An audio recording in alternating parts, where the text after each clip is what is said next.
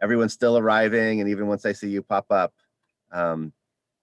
it takes a second to get settled. But while everybody is arriving, I would like to introduce Professor Pyrus.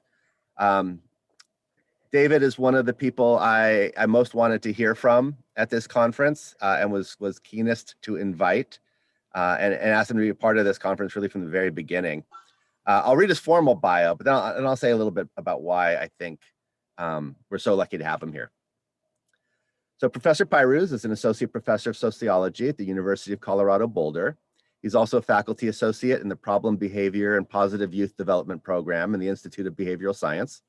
He received his BS and MS in criminology from Cal State University, Fresno, and the PhD in criminology and criminal justice from Arizona State University. Prior to joining the Department of Sociology in 2015 at University of Colorado Boulder, he was a faculty member at the College of Criminal Justice in Sam Houston State University. He was the 2015 recipient of the inaugural New Scholar Award from the Academy of Criminal Justice Sciences and the 2016 recipient of the Ruth Shanley Cavan Young Scholar Award from the American Society of Criminology. He is the co-author of Confronting Gangs, Crime and Community, the co-editor of the Wiley Handbook of Gangs, the author of a National Institute of Justice white paper on the relationships between gang affiliation and restrictive housing in US prisons. And it was that Wiley Handbook that first brought Professor Pyrus to my attention. I found that book, and particularly the bibliographies of every chapter in that book, to be one of the most helpful, bricks in my bookshelf. And that's what first attracted me, or made me aware of his work. But after that, what I saw was a scholar who was committed to some of the best practices of scholarship, of objective and quantitative and serious scholarship that has that attitude of, I'm going to begin with a question, I'm going to look at the data, and I'm going to see where that takes me, and wherever it takes me is where it takes me. And for that reason, I have found that his research carries more weight with elected officials, that I can cite to his research in ways that, well, just to be straight up about it, shuts up law enforcement opposition sometimes, because it's in so many ways unassailable by the usual methods we hear people who are speaking from their own experiences dismissed. So that is why I think we are so lucky to have him here. And with that, I'm going to turn it over to Professor Pyrus. Thank you. All right. Thank you, Sean, for that introduction. It was a very kind introduction, and I absolutely appreciate it. And I'm really happy to be here. Andrea emailed me out of the blue, and we got on the phone and talked. And as soon as I heard from her, I said, this is something I want to be a part of. This is something I'm studying, something I want to learn more about too from the people here. So I said, absolutely, sign me up, and I would be thrilled to present. So what I'm going to do, you could see my screen now. Let me make sure I can see all of you too, is just get started. And what I'll do is, in some ways, it's going to be more of a traditional academic presentation in the sense that I'm relying on a PowerPoint.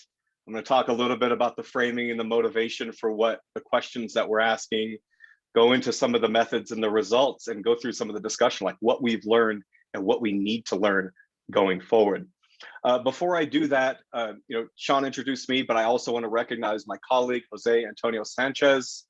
Jose is going into his 4th year in the doctoral program in the sociology department at CU Boulder. And we have spent the last 3 years reviewing gang legislation across the United States. We are trained as, in the tradition of criminology and sociology, and that's a little bit different than coming at it from the approach of a legal scholar. So we study patterns and policies and impacts, whereas the people on the legal side, they're focused more on the procedure of the law and the substance of the law. So I should both qualify my presentation by saying that, but also recognize that some of our goals are pretty modest here. It's primarily descriptive. We want to give you a sense of what legislation looks like in the country. And that's why we have titled this The Lay of the Land. And before I go any further, does anyone recognize the name of those men who are on the bottom left corner of the screen?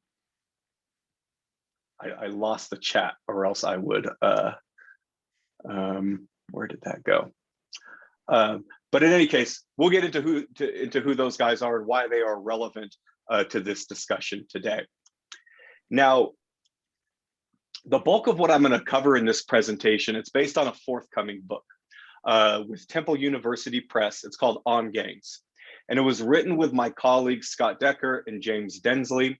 And this presentation is based on a component or a portion of chapter 13 of the book, which is about anti-gang legislation and legalistic approaches to gangs.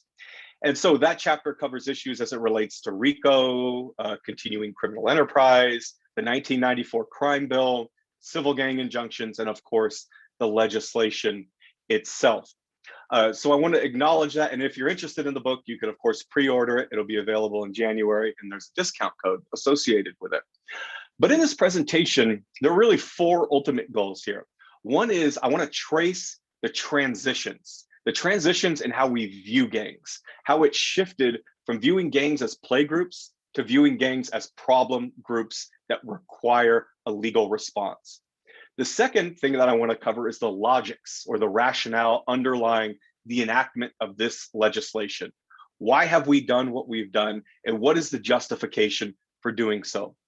The third thing pertains to the proliferation of gangs. In other words, how they spread across, or the proliferation of legislation, how it spread across the country. And then lastly is to go into the themes. What are the core ideas found in these legislation, and what do they want to accomplish with this legislation? So with that in mind, let me get into the initial part of this. And I want to take you back in time, because I think the history of this is important. This isn't going to be a history lesson. The main point is to say, this is how our perceptions of gangs have changed, and how those perceptions then warrant this legal response to these groups, or are believed to have warranted these legal responses. So there was a time when gangs were thought of more along the lines of play groups. It was a normal part of the childhood experience to be in a gang. The word gang itself, it was stripped of stigma. The gang member wasn't the boogeyman. And at best, we could think of these groups more along the lines of troublesome youth groups who occasionally engaged in some deviance, but we didn't think about them in these criminalistic sort of pathological terms. Take a look at, this is one of the first books written in the United States on gangs.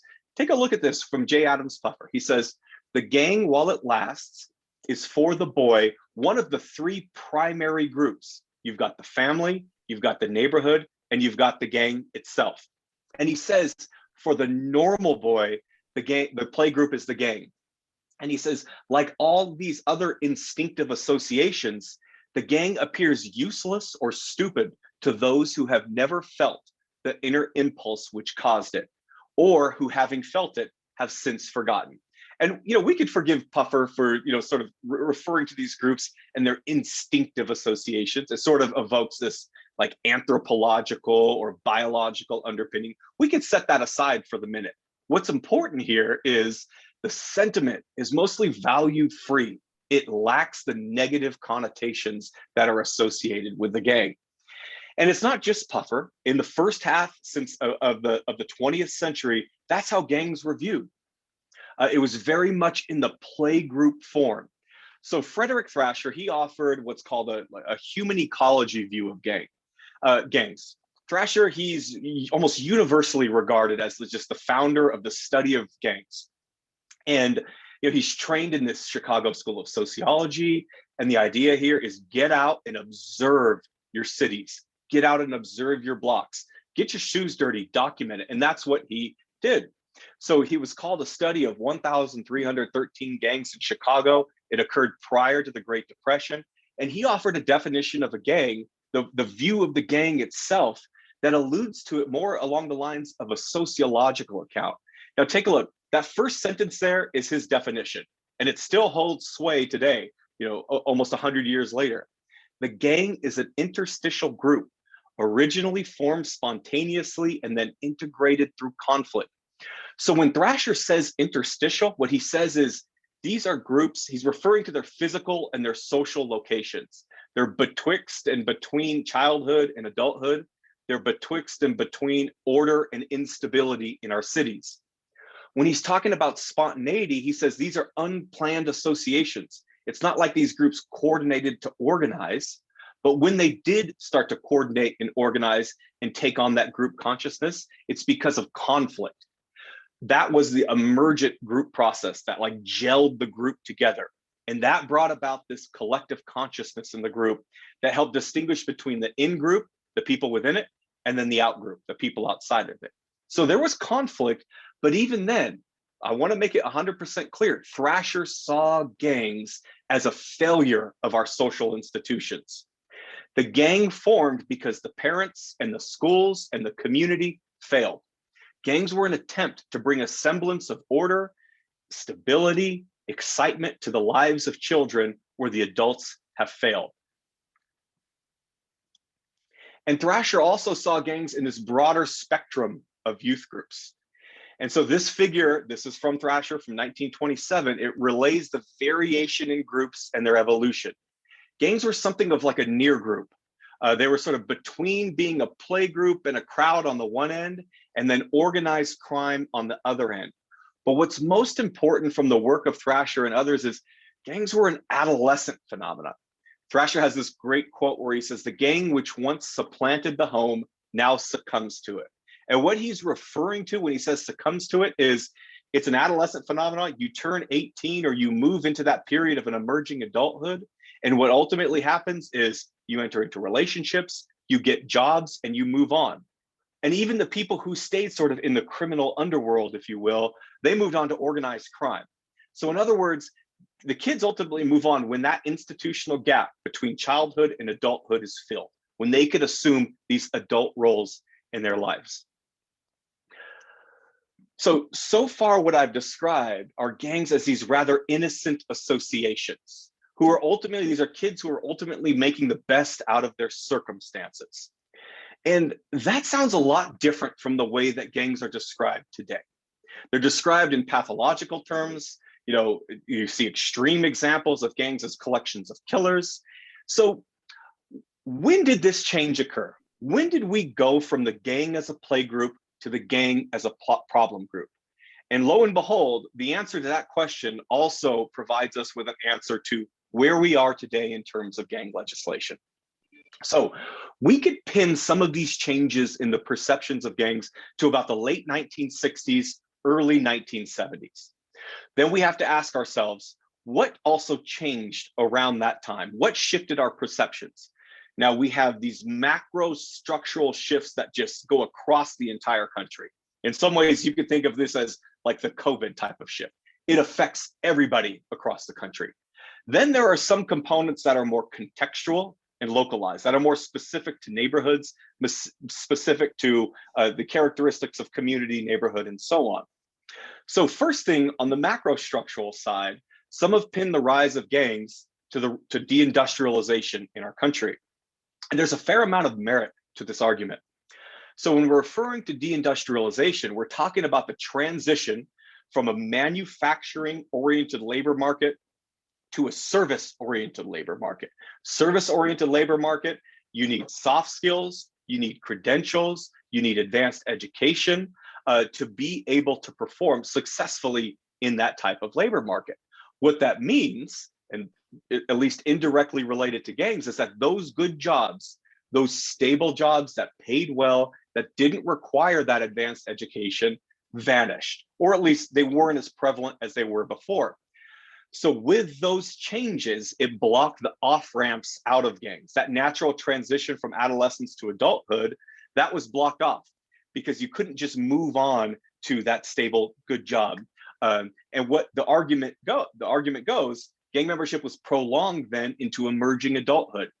Gangs came to sort of occupy, and structure the underworld, especially as it related to the drug trade. Some have come out and said that gangs were, the quintessential American enterprise.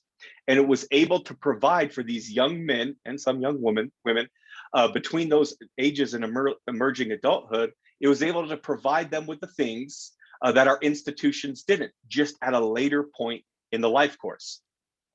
So that's one component of this. The second component of this is that this was the result of shifting political winds. In other words, we saw a rise in conservatism and neoliberalism in our country. And ultimately, what occurred was the rehabilitative ideal that was fixed to this idea that we should be rehabilitating people, making them whole, fixing the pieces of whether it's family life or neighborhood life or education or employment. We should be trying to fix those things for these people who ended up in gangs or other problem groups and so on. But rehabilitative ideal ultimately took a backseat to getting tough. And this served as the foundation for the rise in mass incarceration in our country. And the United States underwent a prison binge, the building of prisons, the incarceration of people. And as my colleague Travis Pratt says, we became in this country addicted to incarceration. And the evidence is pretty clear. You see the National Research Council's report, that black to white, that trajectory, that's the rise of the imprisonment rate in our country. It was in the low 100s per 100,000, all up until the 1970s. And then it jumped to about 300 per 100,000 by the early 1990s, and it has since continued.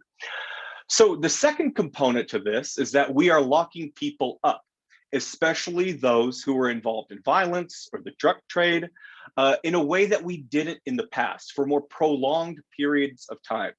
So to the extent that gangs are involved in these underground markets for any number of reasons, we're going to expect to find a migration of gangs from the street into the prisons.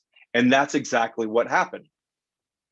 So the last part of this is there were shifts in the gangs themselves. And I don't think anyone can deny this. I mean, I think the evidence is so strong in this regard, but the groups changed too.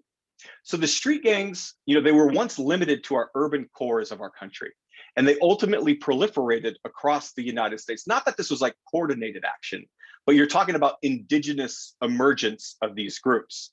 And so at one time, the gangs were primarily limited to, the central cities of our, metropolitan areas, the Los Angeleses or Philadelphias or Chicago's of the world. But that started to change. So that was the 1970s before. Beginning in the 1980s, all of a sudden you would see gang activity start to emerge in suburban areas of the metropolitan areas. So that was another significant shift. Violence also rose in our country. And as you could see on the bottom of the screen, the homicide rate went in the 1960s at about 5 per 100,000 and doubled by the mid 1970s to about 10 per 100,000, and it stayed at a pretty sustained level and high. Now that's all of the United States. I recognize those are not gang-related or gang-motivated homicides, but it pretty closely maps on. When you see homicides rise, it tends to occur both for gang and then for homicides that have nothing to do with gangs. So the nature of gang violence changed. So what Puffer, Thrasher, and the others observed in the first half of the 20th century were fistfights and knife fights, but guns proliferated across our country. And those days of gang violence being primarily fist or knife related changed. And so guns became the primary instrument of gang violence. Now, that's another important fact to consider when the legal system is responding to gang violence. But there's this other thing that relates to demographics, and you can't ignore this. So the gangs became older, sort of what I mentioned before. They were no longer an adolescence-oriented phenomenon, but what also changed is the racial and ethnic composition of gangs. And I want to be clear that it at least changed in our urban areas. So with our urban cities, white flight occurred. There was also massive changes in immigration patterns. So the white gang all but vanished from the scene, and it was replaced primarily by Black and Latino gangs. And this is important, and this is Barry Feld's argument when it comes to juvenile justice reform. Our media centers are concentrated in our urban areas. And when media reports on crime and violence, especially gang and crime violence, they're going to primarily report in areas that are close to them. So in the past, it could have been represented as white gangs. And in today, that's no longer the case. All that gang activity that's taking place in rural and suburban areas, it certainly exists, but it doesn't attract the media attention like it did before. And that creates a disconnect between the racial ethnic composition of our suburbs and then the racial ethnic composition of our urban areas. So like the Richard Daley seniors of the world, Richard Daley, former mayor of Chicago, a member of the Hamburgs in the Bridgeport neighborhood in Chicago, you didn't see people like him go on to become mayors of Chicago or other cities across the United States. So it built a greater disconnect. And with this, to wrap up this portion of the discussion, is to say gangs became a criminal justice problem. They were no longer a social welfare problem. It wasn't the communities or the social workers or the clinicians to respond. It moved into the domain of the police. And the police go after the violence, and the police are targeting people and responding to gang problems in a way that they didn't in the past. And our justice system responded accordingly, with the police and prosecutors calling for a special set of laws. So what's the justification for these laws? Now, these are what I refer to as the logics of anti-gang legislation. And I want to be very explicit that I'm calling it anti for reasons that are going to become clearer over the course of this presentation. So Eva Rosen and Sudhir Venkatesh, they reviewed these legalistic responses to gangs in an annual review article, and they quote, or they summarize the work of a Los Angeles deputy city attorney who wrote a law review article on all of California's STEP Act. And there's this quote that they have, and they're summarizing their work that says, the nature of gang crime in that it involves a group of people renders it in a class of its own that merits special legal treatment. The gangs are different socially, both like in the etiology of their crime, like why people commit crime, and as a consequence, they should be treated differently legally. So, in that article, they say the Constitution doesn't provide equal protection for groups that repeatedly violate the law, which is why you start to see the emergence of these specialized laws. And, a decade or 2 decades before it emerged in California, you saw the emergence of RICO, continuing criminal enterprises, to be able to go after organized crime. So as such, this justified enacting formal legislative responses. And this ultimately fits pretty squarely into the logic of leading views of criminal justice. Namely, this is the crime control model that focuses on efficiencies of criminal justice. And I recognize with this audience, we probably realize efficiency is probably not the way to be able to describe our criminal justice system, but it also focuses on punishment, distribution of punishment. And this, it operates under the assumptions of human behavior, that people are rational, that they exercise free will, and that they're hedonistic. And so they think the idea is that there's this expected utility function of crime. There are people weigh the rewards of crime and the costs. Those rewards, personal and social, this could include things like status or material benefits, but then there are the costs. And they could be formal, which I'll get into in a second, but also informal. And the informal, it could be discouragement, like shunning or gossiping from your peers, and so on. But the way things turned out in terms of gang legislation was it ignored all of the benefits and focused on costs, particularly the formal costs. And this is how the logics of legislation have played out. It's been deterrence-based. And the idea behind deterrence-based is we are going to ratchet up the costs of gang crime, especially these formal consequences. And as a result of it, there is this legal armament that has been devoted to focusing on these 3 components: certainty, swiftness, and severity. And when we're talking about the certainty of detection, it's making sure people are caught for the crimes they commit. And this, we've seen the entire sort of scaffolding of gang laws that then promote things like gang databases, intelligence gathering, more policing, specialized gang units, all devoted to detecting crime when it occurs. The swiftness of punishment, as we understand from many of the public defenders and others, is the gang label is so consequential in terms of plea bargaining, trial, punishment, which ensures that punishment is going to be meted out quicker among gang populations than non-gang populations. And then lastly, the severity of punishment, enhancing sentences, primarily for felonies, but also for misdemeanors. Gang members are simply punished differently when they get to interact with these courtroom actors. So the logic goes, again, we have different types of deterrence. The general deterrence says, look, everybody should understand when you punish people this way, it sends out a message to the general public that we don't tolerate this behavior. For specific deterrence, the person who's getting punished, it says, not only should you learn for the mistakes for the crime you committed, but also this enhanced sentence should teach you even more. That's the specific deterrence logic. And then lastly, what we have is the severity or the focus deterrence, because the gangs are the target of a special set of laws that only apply to gang populations. It should be a focused deterrence messaging that spreads just to this group of people. Now, that's three different type of mechanisms that I'm highlighting. The fourth is incapacitation, and it's simply locking people up so they can't commit crime. But you'll notice, again, this is the crime control model applied to gang legislation. It's deterrence. Cost, it's the cost component of rational choice that won out. The benefits and rewards are completely excluded from this consideration, as you'll see pretty quickly as I get into the findings here. But it ignores the group context, and it ignores how legal messaging simply doesn't resonate at the street level or among groups. So here are the key questions.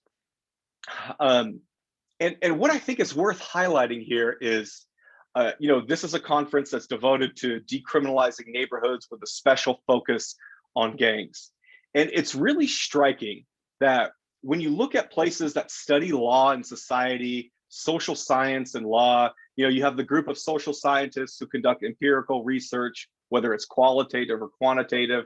And then you have the lawyers, who conduct the work related to the law, procedures, and substance. When it comes to this topic, they just really haven't intersected with much frequency, which is pretty striking and disappointing, because we are over 30 years into this with regard to this legislation, and we don't know a lot about its impacts on populations, but I'll get to more of that in just a minute. What I will say, though, is that the people like the criminologists or sociologists, they haven't worked together with the lawyers to be able to study these topics. And what you see on the screen is a pretty representative account of the literature on this topic. You have examples from like Lou Yablonsky, John Hagedorn, both of whom are well-known sociologists, and their work is about expert witness testimony, the demonization of gangs in courts, and so on. You find other examples. The work by DeAndre Walker and Gabe Caesar shows the penalty associated with the juvenile transfer, with punishment, in and out decisions and punishment. You see the work from Mitchell Eisen, which shows the prejudicial effects of using gang language when you're opening and closing statements.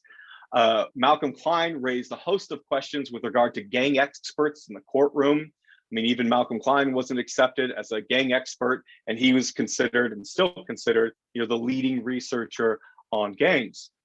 You have a couple of examples that are more in the spirit of what we want to accomplish here. The National Gang Center has a listing of the laws. The only problem with it is there's too much unrelated to gangs, or at best indirectly related to gangs. And then work from like Julie Barrows and Ron Huff, they have documented gang legislation with a specific focus on definitions. So here are the four questions. I want to tell you all, how many states have these legislation on the books? When did this legislation get started, and how quickly did it spread? And ultimately, what are the main themes from this legislation? The answers to these questions will give us some sense of this lay of the land, identifying like similarities and differences across states. And ultimately, regardless of what your goals are, if the goals are to keep legislation the same, if it's to overhaul it, retool it, or abolish it, we need to understand answers to these questions. So here's what we did. We went through and we documented, reviewed, cleaned, coded, analyzed data that was from all state and federal criminal justice statutes. This is from 2018. Jose and I have been working on this for the last 3 years. It's sort of a side project just because we're consumed with other things, but we just kept getting tugged back in this direction. And so it's taken us some time to be able to get the data in a place where we could report on it. What we did was we did a Boolean search, extracted any mention of the word gang, and then we made sure it was relevant. There's passing mentions, and then it's actually the substantive focus of some of these statutes. And we identified 1,600 statutes. That was 1,100 pages of text and about 350,000 words. And we went through and we reviewed it. And we went in, we had some ideas of what we were going to cover, in the sense that we knew definitions, databases, and sentence enhancements were going to be a significant part of this. And then we had some emergent themes that were related to other topics that I'll get into soon. The juvenile transfer theme is something that we wanted to be able to go into more detail, but we haven't been able to complete that analysis at this point in time. We cross-referenced all our data and everything we did with the National Gang Center, and then we took a deeper dive into state legislative websites, especially as it related to change or reform. Like California AB 90, the Fair and Accurate Gang Database Act that was passed in 2017. So we had to take that into consideration, those changes. We were interested in some of those differences, how it was initially introduced and then how it was ultimately passed. We're doing something similar with AB 33 in California at this point. So let's get into some of the findings. So the lay of the land, here it is nationally. What we found were that there were 45 states and the federal government that had legislation in place that pertained to gangs. So what we can see from this is this legislation is at least normal, it is common, and it is widespread. Those 5 states, Maine, Vermont, West Virginia, New Mexico, and Hawaii, they are the exceptions, not the norms. Now, we had 7 main themes that we ultimately focused on. So we took those 46 jurisdictions and then we dug into their legislation to identify what those core themes were within it. And those themes that emerged were definitions related to gangs and gang members, the gang databases, whether they were shared or not, the sentencing enhancements for felonies and misdemeanors, and whether or not those statutes criminalize gang membership or recruitment into gangs. Now, I'll go into those in just a minute in a lot more detail, but before I do that, I think it's important to start with the question of origins. Where did this all start? It's not like states were focused on purely replicating RICO or CCE, although there was some similarities in a few instances. But again, those predated gang legislation by almost 20 years, or 15 years at least. And as most of you know, it all started in California, which is why having this conference and having it originate out of California is so important. So there's this oft-quoted opening line to California's law that says, the state of California is in a state of crisis, which has been caused by violent gangs whose members threaten, terrorize, and commit a multitude of crimes against the peaceful citizens of their neighborhoods. It's the intent of the legislature in enacting step to seek out the eradication of criminal activity by street gangs. Now, this is strong language. Let's be clear about this. Threaten, terrorize, multitude of crimes, the use of peaceful citizens, the eradication of criminal activity. So as you could see, just from this opening paragraph to the legislation, the pump is primed for suppression, to be sure. And also, it was called the STEP Act. Notice the terrorism component here.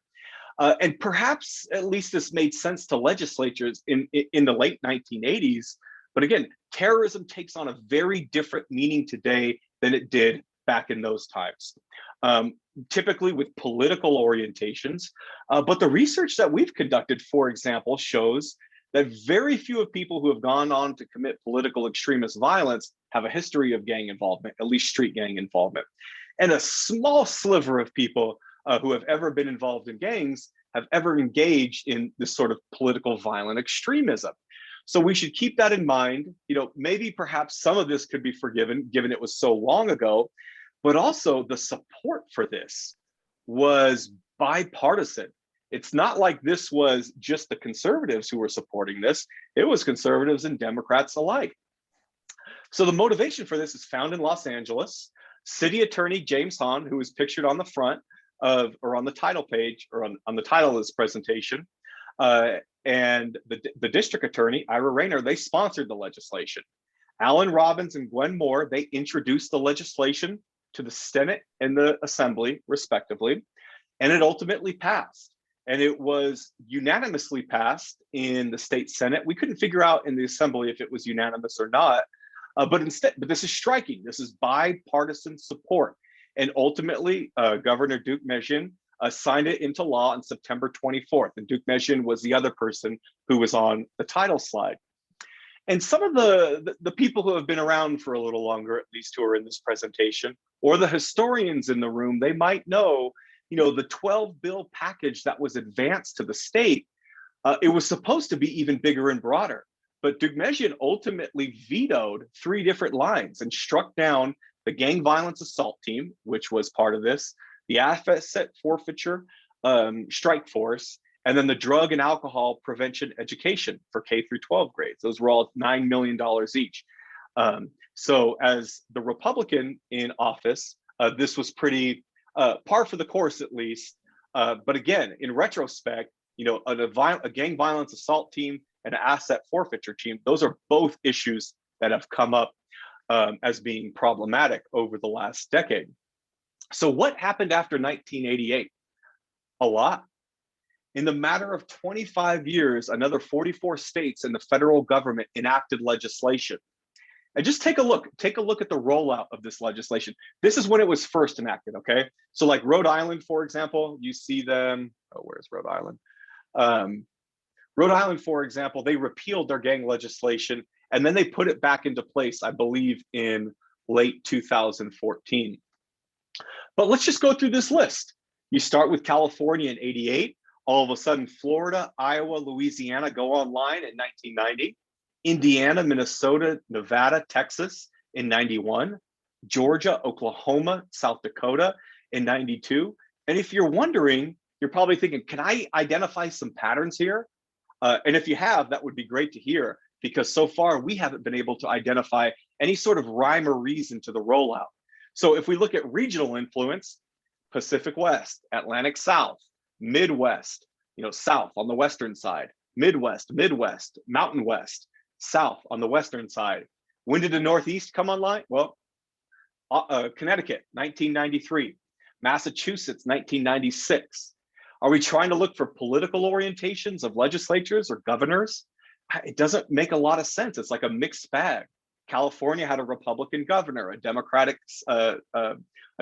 legislature. Florida had a Democratic governor with a Republican legislature. It's absolutely something worth looking into, but we just need to remember this sort of get tough neoliberalism was spreading throughout the country at the time. So how influential was California? And I think it's pretty clear to say it was very influential. So in the matter of 12 years, we were able to identify 15 states that essentially followed California's lead, particularly when it came to the definitions of gangs. So take a look at the definitions there. There's California, there's Louisiana, and they're near identical.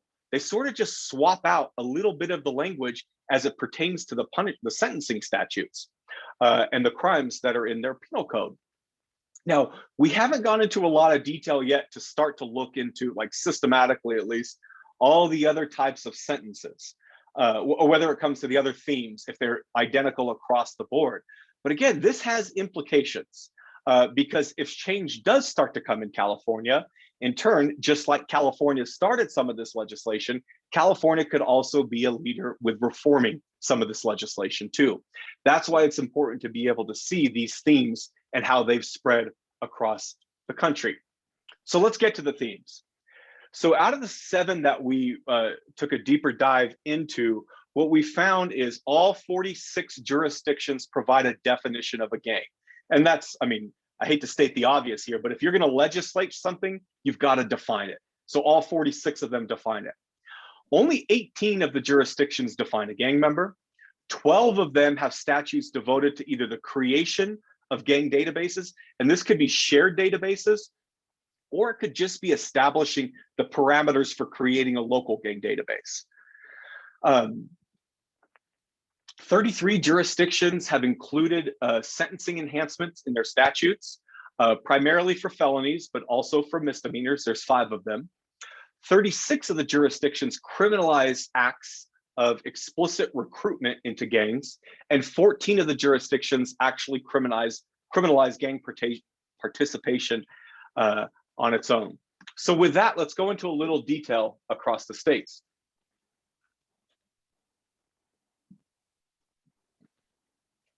First things first, definitions of gangs.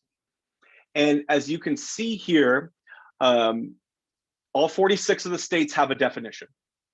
The states that are blue, they define both a gang and a gang member.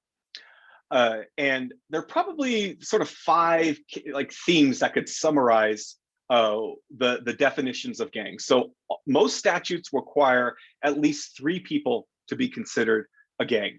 Although some don't specify a number, you can see the Nevada example here. You see Nebraska stating that it has to be a group of 3 or more people. Other states require more, like Oklahoma. They have 5 or more people. All of the statutes include criminal activity in the definition of a gang, while most require a pattern of criminal activity. So most of you from California will understand that establishing this pattern is very important for being able to apply sentencing enhancements and so on.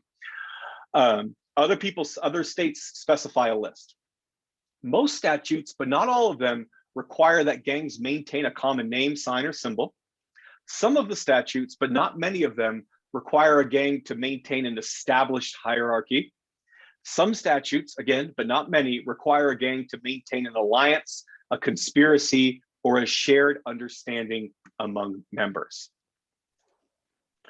So in terms of definitions of gang members, only 18 statutes include one. Most of these statutes, it's just sort of assumed that members are a given. It doesn't come out and define them. Then you'll get examples like Michigan, who says a gang member means a person who belongs to a gang. Again, navigating legally what belongs mean is something that is the subject of a lot of debate. Nonetheless, other states will list all the criteria for identifying a person who participates in a gang or a gang member.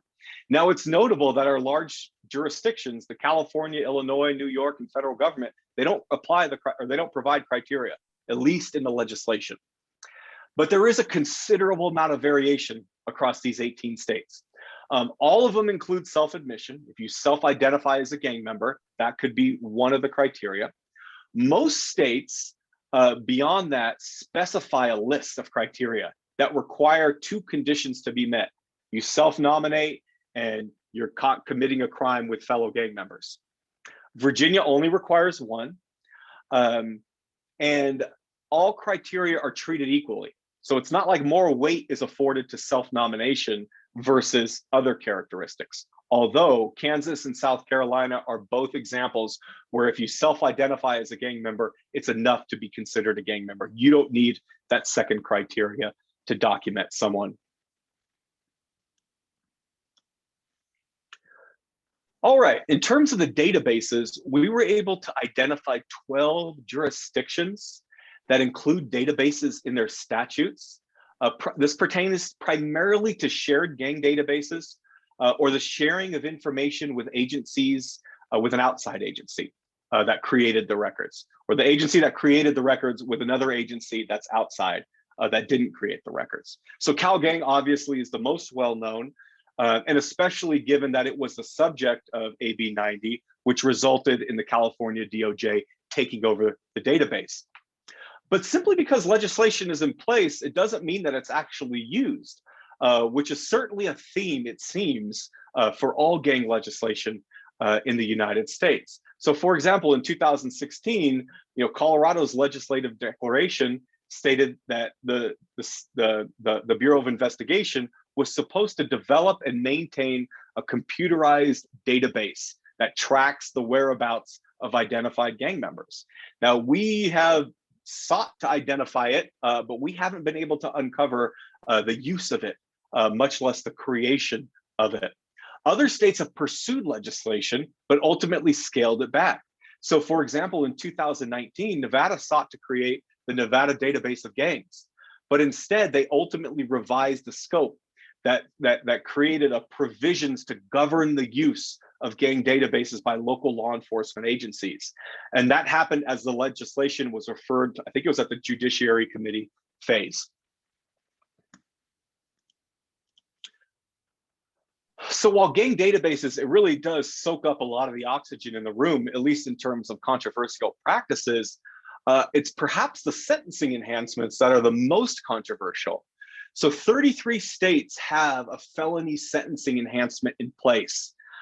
which is pinned to a crime that has a gang nexus. And what it ultimately does is it adds consecutive years to someone's sentence. So it appends it to the criminal sentence. So like in California, you can see the example here. If you have a felony that is violent, the person shall be punished for an additional 10 years on top of the punishment for the violation of the initial law. Now, these crimes, when you say a nexus, the terminology is it has to be done for the benefit of, at the direction of, or in association with a gang. And as we've seen in the language of AB 333 in California, it appears to clamp down on some of these excesses of enhancement, both in the types of crimes, but also with the terminology to help define what a gang nexus is, proving that a crime is gang motivated. But also notice, look at Delaware's language. I mean, it's a spitting image of California's. It was enacted in 2006. So it's California's influence is not only about what was taking place in the 1990s. I mean, it's extending to in the 2000s to also extend to things like criminal sentencing enhancements. Still, it's important to highlight that some states lack sentencing enhancements altogether. And again, there's no real rhyme or reason behind the sentencing enhancements, at least regionally, politically, and so on. Now, there are 5 states that have enhancements for misdemeanor crimes.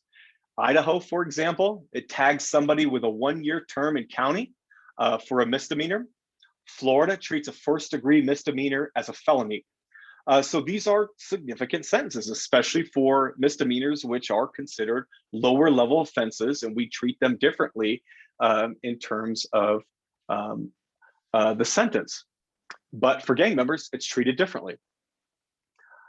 So for the last 2 that I want to highlight here with regard to the criminalization, for states with legislation on the books, the criminalization was the most common. 36 states had such legislation in place. In California, recruiting someone into a gang, that warrants a prison sentence. While in other states like Utah, that's a misdemeanor. And it's pretty peculiar when you look at, and I've got to admit, I mean, I've studied a lot with regard to the selection process into gangs and both the motivations and the methods for entry. And I've got to say, it is really peculiar. It's just a puzzler at how fundamentally it misrepresents the selection process into groups. Active recruitment is the exception. It's not the norm. So criminalization probably sounds pretty good, appealing on the floor of a legislative body, but it also doesn't translate so well into practice or into action. So the last example, and then I'll wrap up right here, is to highlight the criminalization of participation in gangs. So 14 states that criminalize participation in gangs, we were able to identify. To social scientists like myself, even who are not trained in law or legal procedure, it just reeks of First Amendment issues. But still, there's a couple of examples here when it comes to participation. One is just straight up, if you remember. The other is knowledge that its members commit crime. And that has all the trappings of like baby RICO statutes. Now, I don't know how frequently these things are used. And quite frankly, I don't know how frequently many of these laws are used because we just don't know at this point in time, at least systematically. I think we know a fair amount anecdotally with talking with public defenders. I don't think we have any good semblance of knowledge when it comes to systematic understanding. So with the last 2 slides, I'm going to answer the question, what have we learned? Number one thing, gang legislation is prevalent across this country. California is not the exception. California is the norm. The difference is, California really served as this vector of influence across the country. Legislation was rapidly enacted. Again, 25 years might sound like a long time to people, but 25 years in terms of our criminal justice system is actually pretty fast. We went from this period of a rehabilitative ideal as being the norm to a period of getting tough. And that transition, it unfolded in some ways slowly, but then when you look going forward with it, it feels slowly. When you look back at it, it feels really fast. Now, in terms of influence, we don't really know why legislation rolled out the way it did. Not just about the speed, But why is it that, somewhere like Iowa had gang legislation in 1990? Why was it essentially the second state to have this legislation enacted? And so people who study organizations, they talk about isomorphism. And I've probably been too professorial on this whole presentation, and I might have to get a little bit more into it, but it's just to say how organizations become alike. How do states become more similar? And how is it that states like Iowa or Florida became more like California when, based on our understanding, the gang dynamics in Iowa and Florida were not like what we were observing in California? So you think of normative influences, which are like professional influences, where there's interactions between local and state actors with other state actors that brings about the change. And so people participate in conferences, they go to trainings, not unlike this type of conference, and they establish values. And these normative influences are more voluntary. You can have mimetic influences, and this is when there's uncertainty in the environment. And this might make sense in some of those Midwestern states where uncertainty drives copying or mimicking of policy. So you're not sure what to do. Hey, California's been dealing with this problem for a couple of decades. Let's do what the gang capital of our country did. And then there's coercive influences. And this is like a mandate that you become more similar to other places because there's institutional pressures from prosecutor lobbying, from police lobbying, and so on, that brings about it. So it makes it less voluntary. It's almost forceful. So those could be some explanations of why we saw such a rapid rollout of anti-gang legislation. There's still variation in themes. It wasn't like it's a single state. We didn't find a single state that met all 7 criteria, all 7 of our themes. And none of these states only just defined what a gang and gang member is. They at least regulated, either databases, or they added enhancements, or they criminalized recruitment or participation. And this variation is important to understand. I mean, I've talked with DAs before, like in Colorado, for example, who said, we've got gang activity. We don't need the enhancements. We feel perfectly comfortable prosecuting people without having these extra gang enhancements in place. But one thing that I should highlight here, and to circle all around to the use of anti, is notice what theme is missing from legislation. I mean, it's just about suppression, suppression, suppression. Prevention, intervention is completely missing from the equation. And that's why criminologists like myself, we classify it as suppression heavy. That's why it's anti-gang legislation. The law doesn't have to be one-sided. There are many stakeholders who are crying out for help and responding to some of the challenges posed in their communities, but police and prosecutors, they're the voices that have been heard, at least the voices that have been made into law. So in my last slide, what I just want to say is that while we have learned some, there are still some critical questions that we don't know the answers to.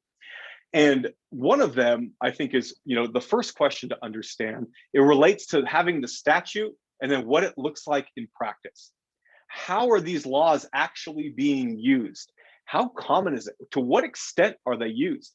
Out of how many cases that could actually qualify as using an enhancement in that situation, is it actually done? Is it pled out even before the enhancement can go into effect?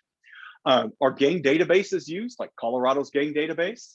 Are sentencing enhancements used? How frequently are these gang recruitment laws being used? And then what explains these differences? Is it some, charismatic deputy DA who's bringing everybody on board and to their attention? Is it pressures over plea bargaining? All of these things are important to understand. But until, sort of the books get opened up to be able to see how frequently these laws are being used, we're simply not going to know. It's going to be speculative. And then what I think is perhaps the most important question, at least the second order question of importance, is the impact of these statutes. We're 30 years deep in terms of California, and to the best of my knowledge, I've never seen an empirical study that has sought to quantify or determine what the effect is of these statutes. And that's their intended purpose: eradicate criminal gang activity in California. Anybody who's on the street level will know that that hasn't happened, but we still don't know if there has even been a minor effect, much less any effect. And so some of the language in California's AB 333, I mean, there's that statement: no empirical studies have produced evidence showing that gang enhancements meaningfully impact crime or violence. And it's a true statement. primarily because people simply haven't studied it. There's the question around racial and ethnic inequities, and this is an important one. I don't think it's a yes or no question. There's no doubt that it's yes. But what remains unclear is just how far the tentacles of this legislation reach in generating these disparities. Number three, in terms of impacts, is mass incarceration. The study done by a group out of Stanford showed, at least in terms of San Francisco prosecutions and the use of enhancements, gang enhancements contributed about 4% to all the total incarceration time associated with sentencing enhancement. You know, that's a pretty small, it's significant, don't get me wrong, it's significant, but in the grand scheme of things, there are other status and conduct enhancements like gun enhancements or repeat offense enhancements that are probably driving, correlated with gang involvement, that are driving mass incarceration. And then of course we have community dynamics that we don't know the extent to which these statutes have impacted, you know, community gang dynamics, prison gang dynamics. It seems likely that they have contributed to the concentration of power, of gangs' power in prisons. But again, you know, we know that gangs regulate the social order of prisons as well as influence communities. We just don't know the extent to which these laws are responsible for it. So in the end, you know, whether it comes to overhauling, retooling, or abolishing this legislation, we need to still understand it to be able to respond to it. So what should be able to guide the change? So you have the evidence-based reformists who say, you know, we should let the evidence guide the reforms, which is, you know, a perfectly fair point to make. But there's also the counterpoint saying there was no evidence to be able to support these laws in the first place. We were responding to violence. And we thought that these, again, one component of the rational choice model, the exceptional levels of violence, would then warrant this new regime of punishment. Others see laws as normative statements, and it's a fair point to make too, but still, the normative statements have been dictated primarily by law enforcement representations. That's who was primarily at the table in writing the laws and how these laws got passed. So in the end, my call is to say we need to attain more in terms of systematic knowledge of these laws and infuse our understanding with it with a mixture of lived experiences, with rigorous analysis, and with observation of process and impacts. So I'll stop there. Thank you all for joining on a Saturday. And thank you to Sean, thank you to Andrea for inviting me.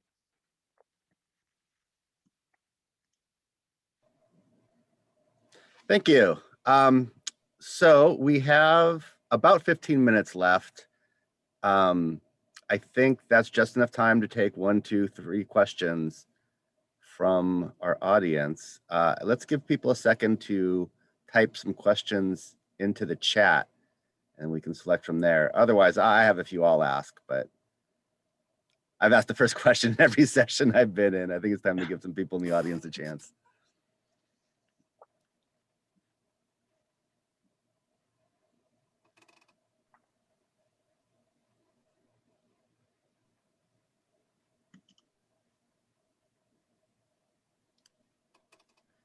All right, well, I'm going to keep encouraging people to type some questions. So the first question I have, and this is something I'm hoping, oh, people are wanting to ask it out loud.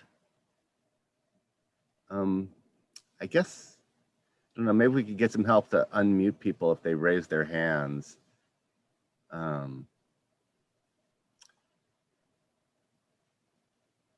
Okay, we have a question from Lisa Romo, and that is, have legislators been interested in this research? What interaction have you had with elected officials regarding this project and your findings so far? Not much. We haven't published on it yet, and the book's not coming out for another 6 months, but we definitely want to get something out there to be able to share it. And again, it's really our intentions are not to try to, you know, change legislative process with this. Again, our goals are a little more modest in the sense that we want to inform. So Lisa, to answer your question, you know, we haven't had a lot of interactions with legislators about this research, partly because, you know, every sort of free minute we have, we've been working on it, and we haven't been able to focus on, you know, moving outward with our work. But we hope to soon. So Lisa, who asked that question, and I are both working on AB 333 in California. And I've got to say that legislators have not been particularly asking us for this sort of research. Like you said, as surprising it is that the research hasn't been done before now, nobody in positions of decision-making have asked for it, which is also very upsetting. We have another question from Juan. Says, yes, of the exceptions listed, New Mexico is one. What do you know about the treatment of gangs there? They do exist. Oh yeah, I mean, yeah, they absolutely exist. I don't know. I mean, I think it's a pretty traditional focus. You know, Albuquerque PD, a specialized gang unit.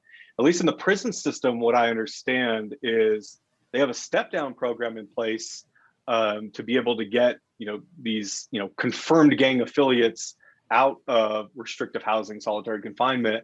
But beyond that, my knowledge of New Mexico is pretty minimal.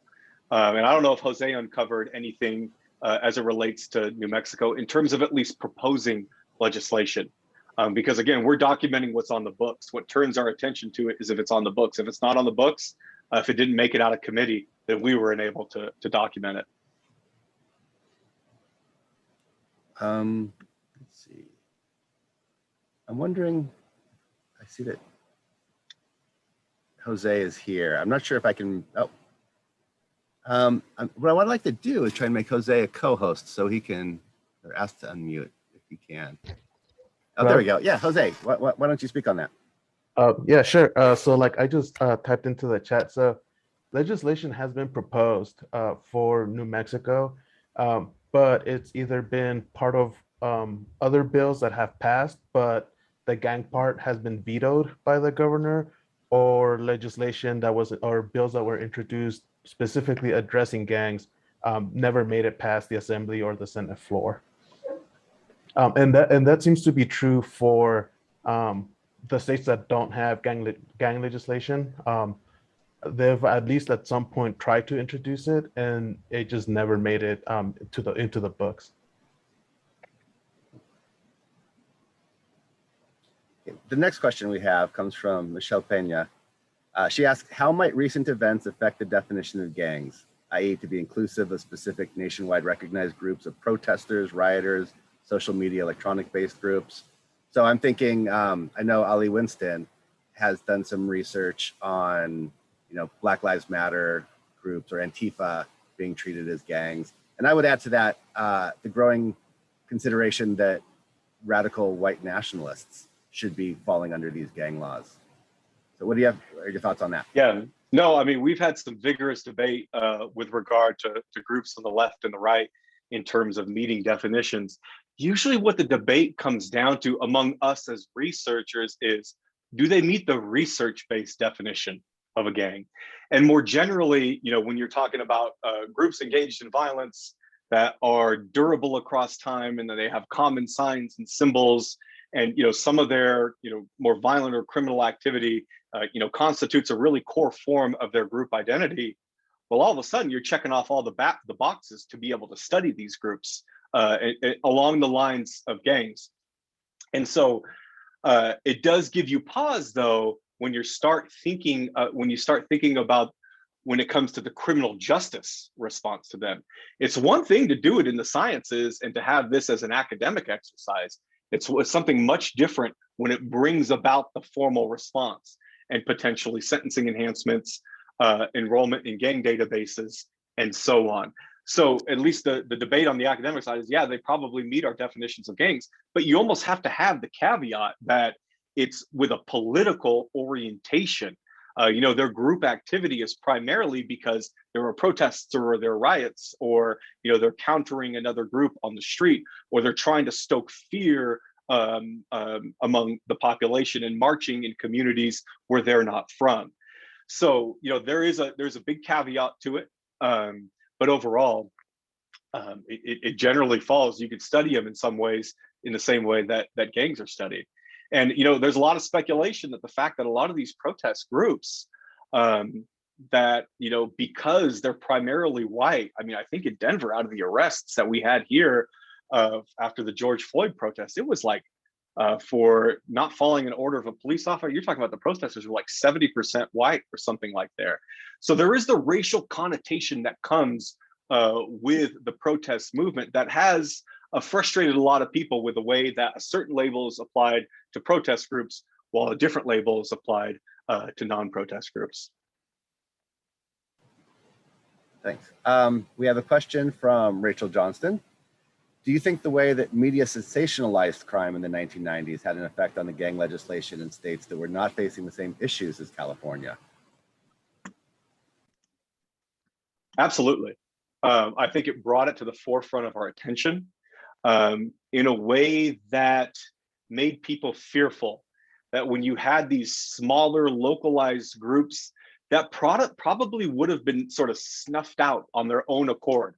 Like, again, these conflicts come and go, but it's when the groups start to get ingrained fixtures of the community. And when you develop these institutionalized networks of conflict, that's when the problems start to get much more difficult to respond to. And so, you know, there's a fair amount of arguments is that when you start treating groups like gangs, they're going to start to behave like gangs. And so media sensationalism certainly factored into this consideration. And I'm using a broad definition of media. It's not just like news media, print media, but this is also when it comes to Hollywood movies and so on. I mean, the reference point, I'm part of a network, it's called the Eurogang Program of Research, where we do comparisons between gangs in the United States and gangs in Europe. And a lot of times people say in Europe, they say, well, we don't have those gangs like you do in Los Angeles because they're so influenced, you know, by movies like Blood In, Blood Out or American Me or, you know, pick whatever sort of late 80s, early 90s gang movie there was, that it then warps their interpretation of gangs. And I think that also matters in terms of the United States. People, there's sort of, Ron Huff talks about, it starts with an underreaction where they don't want to take stock or believe that gangs actually exist in the city. And then it's an overreaction where then you throw law enforcement at it, as opposed to the correct reaction, which is getting your community groups and your outreach involved in starting to stop the conflicts before they blow up and create these institutional networks. I'm going to ask my question.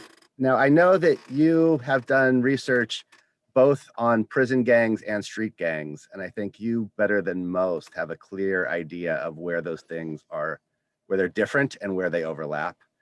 You said something during your talk I'd like you to expand on if you can, which is that these gang laws may have contributed to the control that street gang laws directed at street gangs may have contributed to developing the control that prison gangs have over prisons. Can you talk more about that?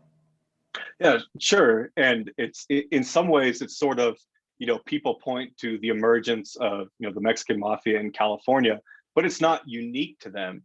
It's that you can create control from prison by virtue of the fact that you have this concentration of members in prison. And that as those numbers become bigger and there's a greater, you know, recruitment, enrollment into the gang, that you could then exercise a level of power over the people who are admitted into prison. So again, this is not just a California thing. Like Ben Lessing from the University of Chicago, they study gangs in Latin America, and they call it, you know, you concentrate power and then you propagate that power.